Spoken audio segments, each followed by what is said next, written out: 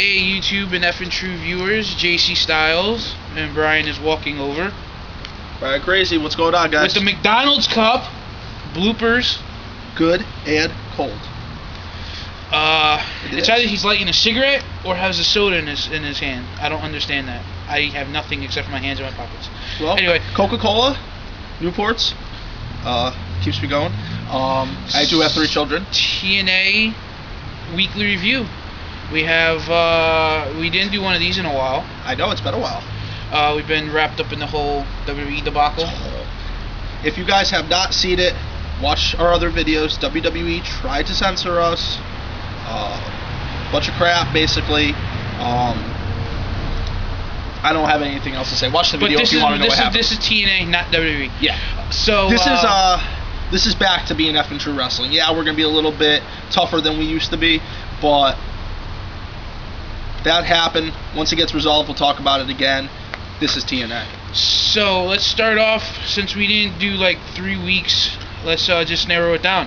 We have Jeff Jarrett attacks Kurt Angle, beats the hell out of him. Well, this is all fallout from Bound for Glory. Yes. We threw him in head first into the steel sides. Taz comes out and basically, hey, he's got a fucked up neck, and comes to Kurt Angle's I was really rescue. surprised that Taz actually stepped forward. Taz has been very reluctant to be involved in any storylines except when he helped Samoa Joe when he first came into the company. Yeah. Also, speaking of Taz, what's with Taz and TNA?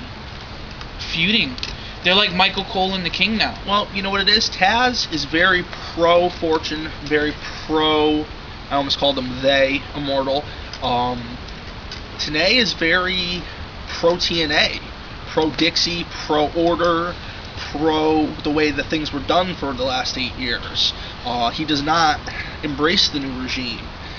He is not embracing He's not embracing the changes that are happening in TNA, because he went from several times over the last couple of weeks. He's gone back and said to Taz, I've dealt with Eric Bischoff in the past. I was there back in the day when they were running WCW.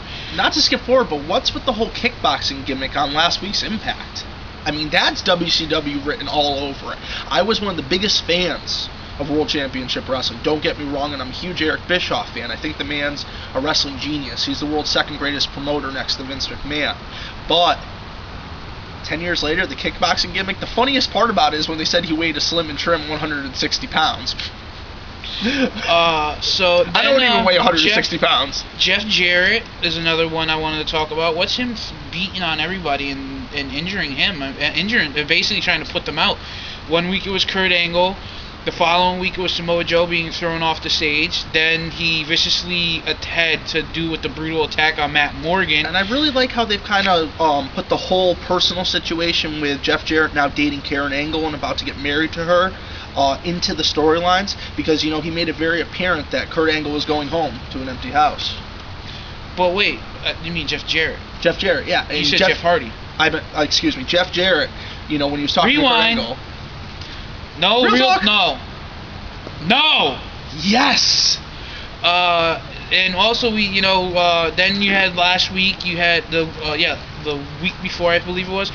You had them jump Matt Morgan, Fortune and Immortal. Which I did some reading online, and I guess originally the creative team was planning for AJ Styles to turn face and lead the fight against Jeff Hardy at Turning Point, but they scrapped that because obviously he's a better lead in Fortune, and Matt Morgan was kind of... Actually, I think it would have been a lot easier. I think the reason why TNA did what they did with Morgan was because Morgan is actually part of a group that does research on concussed wrestlers. Just like Christopher Nowinski, who used to be a wrestler with the WWE. Yeah.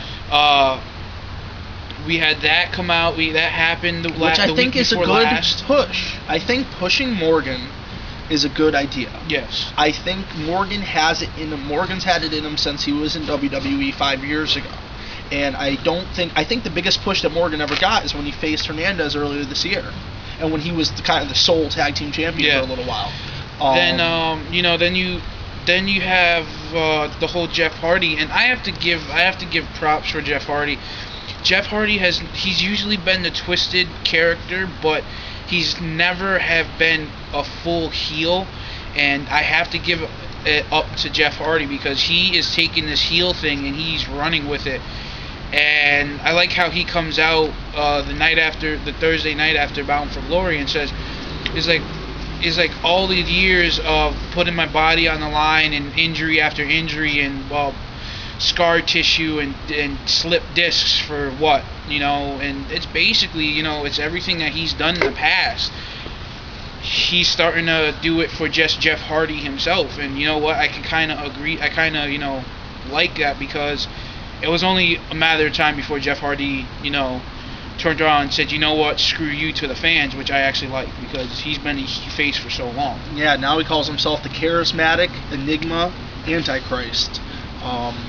And his promos have been incredible. I mean, he's really stepped up his game. Depending on how he fights at Turning Point, I think will really cement whether he is going to be, the premier heavyweight champion of the end of this year. I think if this match turns out to be, a quick, unclean finish match, I think it's really going to say something about his championship reign. Yes.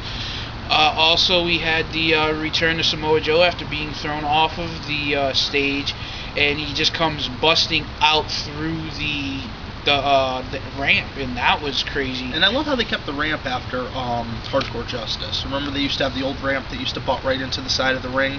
They kept the angled ramp, the whole setup they built for Hardcore Justice, which, as soon as Hardcore Justice went on, that was the first thing that me and him said to each other. We were like, whoa, look what they did with the set. Yes. We also had a couple of great matches on Impact. We had what was it? There was a match with AJ, and he faced somebody, and Beer Money was out there. And I thought it was funny. Yeah, it was AJ and Douglas Williams went against. No, it was Kaz and Douglas Williams. Yeah, no, it was Kaz versus Douglas Williams. Yeah. Oh, the previous week was AJ. And Douglas Williams, because remember Kaz was supposed to be his tag team partner, and I think it was kind of funny because James Storm jumped up on top of the apron, and it was I thought it was kind of funny when he got in the ring after the match. He's like, "You spilled my damn beer," I thought it was kind of funny because we all know how James Storm loves his beer. I know, and I really Cruiser. I really hope they don't screw Douglas Williams here. I think Morgan leaving the group was a good idea to make him kind of one of the faces going against us. Now we have Morgan, we have Pope. Another big situation. What the hell is going on with Rob Van Dam? I really don't care about EV 2.0, and I really don't care about RVD. You know what? They're past their prime. But is this going to be the disintegration of EV2? I hope so. I mean, is Fortune going to finally put them down? I was all pro for EV 2.0, but at the time I didn't know that they were going to keep them around. RVD has basically come back since his injury, and he hasn't done jack squat. His match at Bound for Glory against Abyss was shit. The Monsters Ball was shit. They don't have any RVD. To all you RVD fans, I know that you guys still love him and everything, but to me, if he impresses Sunday at Turning Point against. Not even. No, if him and Dreamer put on a good contest, it's really going to save face for EV2 and both of those wrestlers. I just think it goes along to the lines of say is that they're part of that group of wrestlers that don't know when to let go of the company. And you know what? I think Hardcore Justice was supposed to be their final, goodbye, and then 3-4 months later, they're still around. But real quick, look at it this way: Dreamer can go. RVD can go. The only reason Stevie can go. The only way I can Raven see can EV 2.0 staying in TNA is if they're going to use EV 2.0 to battle against Immortal. Which I think Fortune's part. I mean, it's part of the super group Immortal, Fortune. I mean, they're all in cohorts. I mean, Ric Flair's even making matches these days, and I could see the look on Bischoff's face when he kind of made the world title match official. And Bischoff's like, hey, he signed the contract. I mean, it was kind of said and done. Yes. We have Turning Point tomorrow. We don't know the exact card. All we know is it is going to be Matt Morgan versus Jeff Hardy. Well, I know we got Matt Morgan versus Jeff Hardy for the World Heavyweight Championship, which I would like to see Matt Morgan champion. Oh, and I think we also have the Motor City Machine Guns versus Team 3D. Yes. Is Team 3D going to become the 24-time World Tag Team Champions, or are they going to retire with Motor City retaining? This has been Motor City's first reign, so if Team 3D picks up the belts, they say they're going to retire right afterwards, so are we going to have a vacant set of tag team titles for the second time in 2010? Well, I mean, I think, I think it's actually a pretty good match because you kind of have the new school against old school. I mean, I love 3D. I love 3D. Say what you say about Team 3D. They've been all over the place, continent to continent, road after road. They've been in Japan. They've been in Mexico. They've held the WCW. They held the TNA World Tag Team titles, WWE Tag Team titles. So it's really good to see what we have. It's really good to see what they have.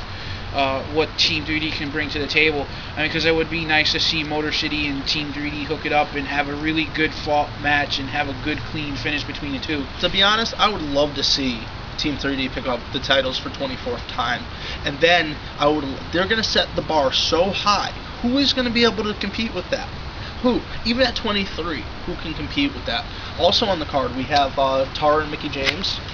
Yes. Which is actually not going to be a Divas contest. This will be a nice knockouts contest. I think these two were some of the best that the WWE had to offer, and I think they really complement TNA's knockout division. Yes. I think they'll give a real good contest.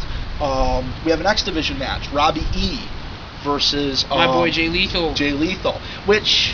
Oh, don't we have Samoa Joe versus Jeff Jarrett? Samoa Joe versus Jeff Jarrett. I mean, we have RVD versus Tommy Dreamer. I mean, that's pretty much the card. I guess we did know the whole card. Okay card. I want to see the tag match. If it delivers, if they do it properly, I would like to see a good X Division match because I'm all for the X Division. I'm also looking forward to seeing. Do you think Robbie E can really spar with Jay Lethal though? I mean, on the same level. I don't know. I mean, gimmick aside. I mean, he's got some interesting moves. Don't get me wrong. But Jay Lethal is the X Division. I mean, he's the man. I mean, he took the belt from Williams, and Williams. I mean, I really like Douglas Williams, and I mean, he took the belt from Douglas Williams, who held it for months, went undefeated. He even did the X Division style matches, and still went undefeated.